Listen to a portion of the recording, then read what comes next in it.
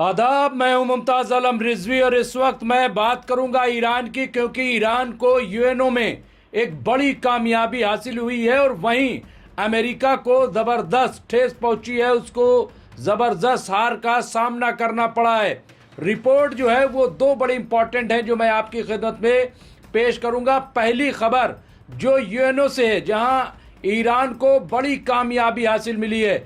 अक़वाम मुत्तहिदा की सरबराही में जौहरी अदम फैलाव यानी जो परमाणु का मामला है उसके सिलसिले में यहाँ पे आप देखिए एनपीटी जो हुई है कि मुआहदे का एक माह तवील इजलास शुरू हो गया है। यानी वो मीटिंग शुरू हुई है, वो प्रोग्राम शुरू हुआ है जो 1 महीने तक चलेगा।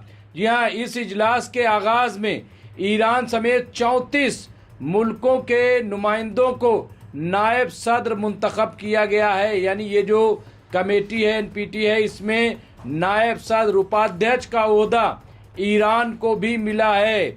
अमेरिका की शदीद मुखालफत के बावजूद ईरान को एनपीटी में नायब सदर का ओहदा दिया गया है। तो ये एक बड़ी कामयाबी ईरान को मिली है कि उसे उपाध्यक्ष चुन लिया गया है एनपीटी में। एनपीटी हर 5 साल बाद एक चेयरपर्सन और 34 नायब सदूर का इंतखाब करता है। इस बार चेयरपर्सनशिप चीन और रूस के करीब समझे जाने वाले मुल्क वियतनाम को दी गई है। तो ये भी अपने आप में एक बड़ी बात है, आप ये देख लीजिए। और इनके इंतखाब में 121 जो मुल्क हैं उन्होंने ईरान का साथ दिया है, आप समझ सकते हैं। और रूस और चीन अगर इनके हामियों में से एक है वियतनाम, तब भी ये ईरान के लिए बहुत बड़ी सौगात है, ईरान के लिए बहुत बड़ी कामयाबी है। खबर रसा इदारे राइटर्स के मुताबिक अमेरिका ने इसे रोकने की पूरी कोशिश की, लेकिन 121 ममालिक की हिमायत से ईरान ने ये पोजीशन हासिल कर ली है। ईरान का दावा है कि इसके लीडर ने हमेशा जौहरी हथियारों यानी परमाणु हथियारों की मुखालफत की है और अमेरिका दुनिया भर में इसके बारे में झूठ फैला रहा है, झूठ बोल रहा है। जबकि हम हमेशा कहते रहे कि हम परमाणु बम नहीं बना रहे हैं, परमाणु बम नहीं बना रहे हैं, परमाणु बम नहीं बना रहे हैं, लेकिन अमेरिका और इजराइल ये मुसलसल ये कह रहे हैं कि ये बना रहे हैं और हमले भी कर दिए। अमेरिका ने इसे एनपीटी की तौहीन करार दिया है। एनपीटी के चेयर हैंग वेट के मुताबिक नावाबस्ता ममालिक ने ईरान की हिमायत की है। मुत्तहिदा अरब इमारात और अमेरिका जैसे ममालिक ने इसकी मुखालफत की, लेकिन ये बेअसर साबित हुआ है। आप देखें कि यहाँ पे यूएई ने भी मुखालफत की, लेकिन इसके बावजूद ईरान को बड़ी कामयाबी मिली है, जिसके बाद ईरान को नायब सदर का ओहदा दे दिया गया है। अब ईरान जो है एक मजबूत पोजीशन में आ गया है। अमेरिकी ब्यूरो ऑफ आर्म्स कंट्रोल और अदम फैलाव के असिस्टेंट सेक्रेटरी यहाँ पे देखिए क्रिस्टोफर यू ने एक बयान में इस फैसले को एनपीटी की तौहीन करार दिया है। यू के मुताबिक ईरान ने तवील अरसे से जौहरी अदम फैलाव की पॉलिसी के हवाले से अपने वादों को नज़रअंदाज किया है, इसलिए इसका इंतखाब इंतहाई शर्मनाक बताया जा रहा है। तो यहाँ पे ये देखिए, कुछ भी कहें लेकिन ईरान को बड़ी कामयाबी मिली है। ब्यूरो ने मजीद कहा है कि ये एक शर्मनाक फैसला है और इससे एनपीटी की साख को नुकसान पहुँच सकता है। दरियासना बैनुल अक़वामी एटमी तवानाई एजेंसी में ईरान के एलची रदा नजफी ने अमेरिका के इरादों पर सवाल उठाया है और सवाल बड़े इम्पोर्टेंट हैं। नजफी ने कहा है कि अमेरिका वाहिद मुल्क है जिसने जौहरी हथियार इस्तेमाल किए हैं, यानी परमाणु बम का इस्तेमाल किया है, और इसलिए इस मामले पर तबसरा करने का कोई हक नहीं रखता। यानी अमेरिका ने चूंकि परमाणु बम का इस्तेमाल किया है और वो धमकाता भी है दूसरों को, इसलिए इसको हक ही नहीं है कि ये इस पर कोई बयान दे। उन्होंने मजीद कहा कि अमेरिका अपने जौहरी हथियारों को मुसलसल बढ़ा रहा है, प्रोग्राम बढ़ा रहा है। और आप ये देखिए कि इजराइल में भी इस बात के इम्कान है। जौहरी अदम फैलाव का मुआहदा यानी एनपीटी की क्या है, इसे गौर कर लें तो इसे 1970 में सर्द जंग के दौरान जौहरी हमले के खतरे से निपटने के लिए बनाया गया था। ये तंजीम अक़वाम मुत्तहिदा की सरपरस्ती में काम करती है। इसका मकसद दुनिया को एटमी हमले से बचाना है।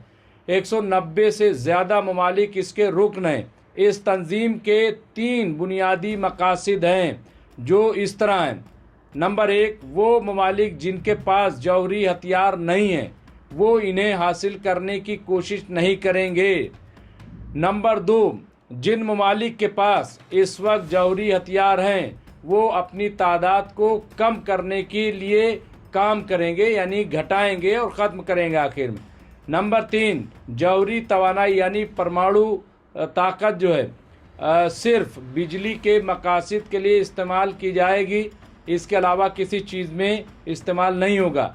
ट्रंप के साबिक इत्तेहादी, अब यहाँ पे आप ये देखिए ये 3 शर्तें हैं और ईरान जो है इन तीनों शर्तों को मानने के लिए तैयार है। वो बार बार कह रहा है परमाणु बम नहीं बना रहे हैं, परमाणु बम नहीं बना रहे हैं। बहरहाल एक दूसरी जो बड़ी इंपॉर्टेंट खबर है वो ये कि ट्रंप के साबिक इत्तेहादी ने किसानों पर पड़ने वाले असरात पर ईरान के खिलाफ अमरीकी जंग को तनकीद का निशाना बनाया है। उन्होंने कहा है ये जो अमरीका जंग कर रहा है इससे अमरीका के जो किसान हैं वो काफ़ी मुतासिर हो रहे हैं, काफ़ी प्रभावित हो रहे हैं, उनको बड़ा नुकसान हो रहा है। यहाँ देखिए मार्जोरी टेलर ग्रीन जो कि ट्रंप की साबिक इत्तेहादी नक्काद बनी हैं ने सोशल मीडिया पर ईरान के ख़िलाफ़ जंग और इस तनाज़ा के अमरीकी किसानों पर पड़ने वाले असरात की मज़म्मत की है। जी हाँ, उन्होंने लिखा है मुस्तक़बिल में यानी फ्यूचर में एक दिन वालिदैन अपने बच्चों को बताएंगे कि ये ट्रंप की ईरान के ख़िलाफ़ जंग की वजह से था, जिसकी वजह से खेतों को नाकाम बना दिया गया, यानी बेकार कर दिया गया। बीसी के किसान खाद के मुतहम्मिल नहीं थे और काश्तकारी की लागत बहुत ज़्यादा थी। तो ये आप देखिए यहाँ पे कितना असर पड़ रहा है।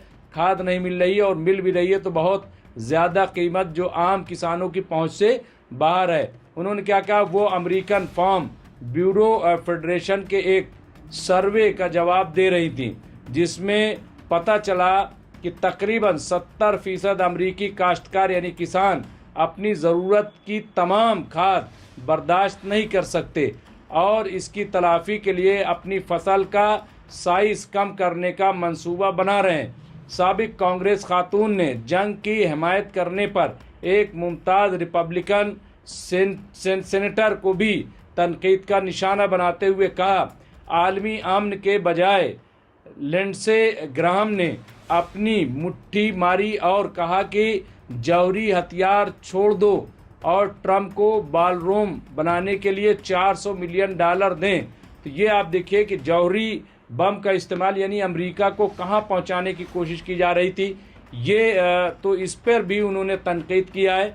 तो आप ये देखिए किस तरह से अमेरिका के अंदर डोनाल्ड ट्रंप की शिकस्त हो रही है, अमेरिका से बाहर यूएनओ में हो गई, हर तरफ।